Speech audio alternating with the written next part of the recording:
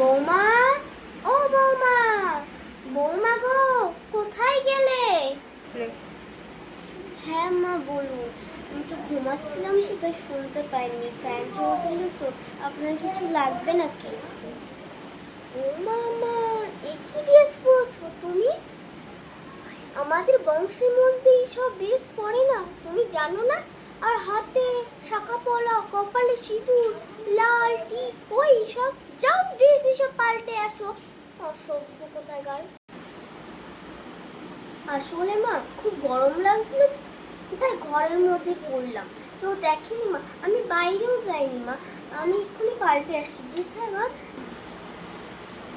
এবার ঠিক আছে তো মা? এরপর আপনি কি বলছিলেন? আপনাকে ওটা বলুন, আমি সব কাজ করে দিচ্ছি। যাও, ঠিক আছে। আমার জন্য 1 কাপ চা বানিয়ে নিয়ে এসো, যাও। এই নিন বা আপনার চা। দাও।